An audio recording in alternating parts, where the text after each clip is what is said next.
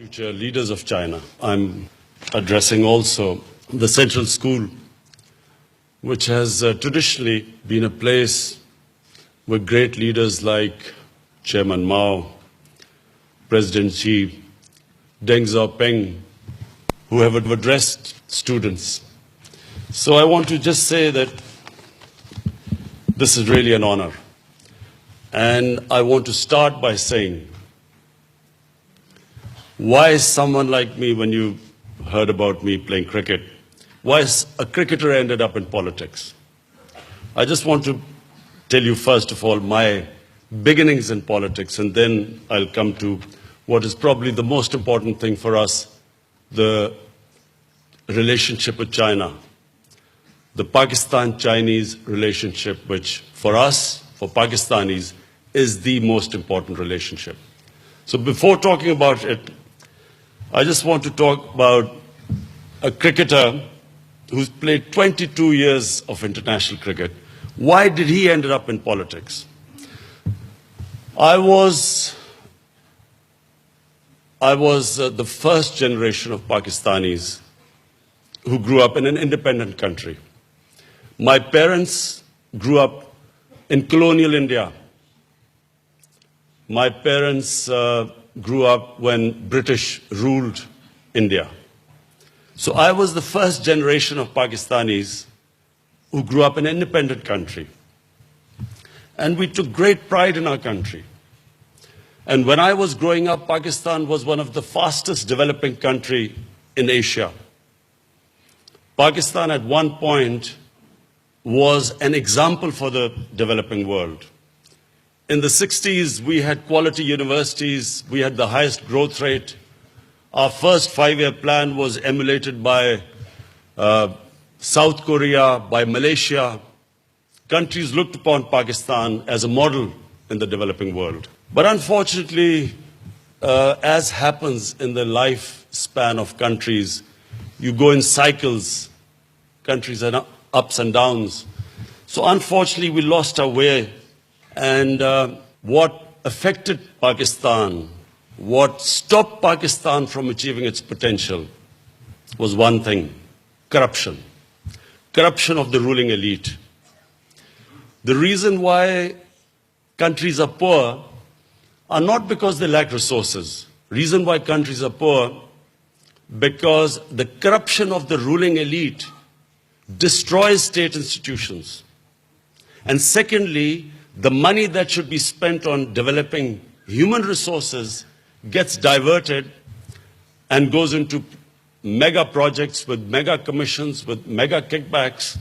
And the worst part of corruption is money laundering. Money that leaves the country.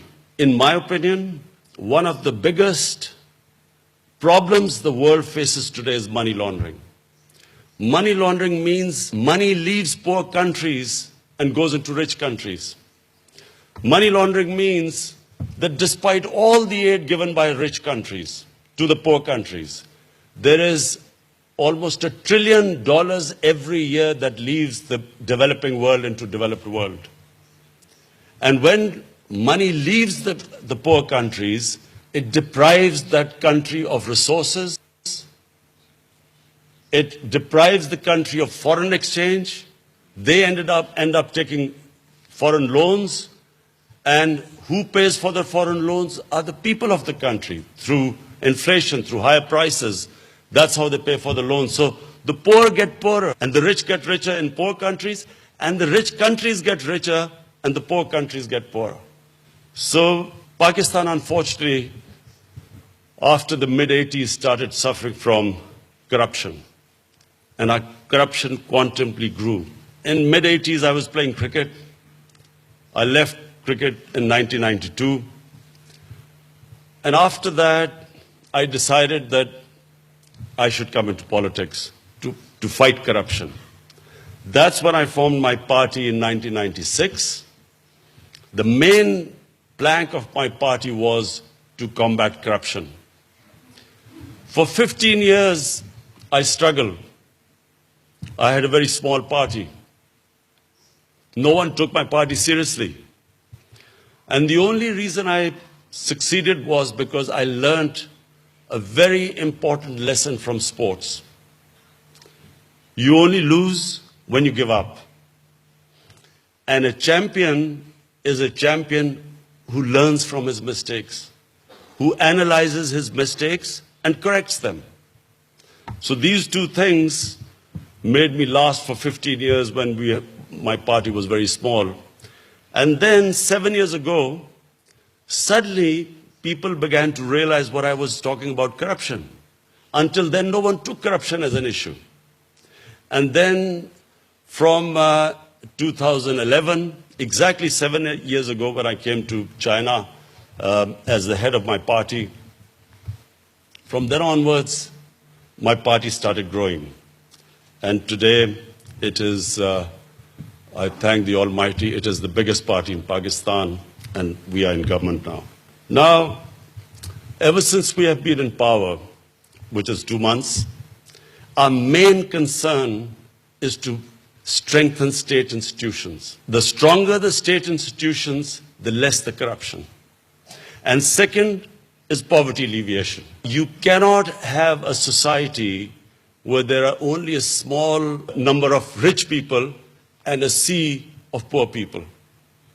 You cannot have a society with so much inequality and expect that you will progress. Now, this is where we admire China so much. My admiration for China is for one reason mainly. No country in human history has ever taken 700 million people out of poverty in 30 years, as China has done. This is, in my opinion, the greatest achievement a nation can achieve. 700 million people out of poverty. The steps taken to do that is what my party, my government is very interested in. What we hope to learn from China and with close contact with the government, with the Communist Party of China, this is what we hope to learn. All the steps taken to achieve a feat that no nation in human history has ever achieved. Secondly, corruption. Corruption is a problem because you can catch the common criminals, but catching the white-collar criminal is difficult because the white-collar criminal has resources. He can hire expensive lawyers, and the state struggles to deal with the white-collar criminal. So these are the two main things which we want to learn from the Chinese experience, but also cooperation in so many areas. The Western model is totally different. The Western model of development is totally different to the Pakistan experience as opposed to the Chinese model of experience. 30 years ago, Chinese GDP was the same as what Pakistan's GDP is today. And in 30 years, the way China changed itself, that in itself is something which I want Pakistani scholars to study, because it was not one thing China did, it was a series of things. But above all, it was the mindset of the Chinese leadership that decided that they did not want a country where there was unequal development. And all the steps that I've taken, and what I now, talking to President Xi, I found that the total number of people under the poverty line in China, 30 million. The objective now is to, in the next 5 years, take all the people out of poverty. In Pakistan, this is really what we want. My party stands for two things. One, as I said before, institution building, and number two is taking people out of poverty.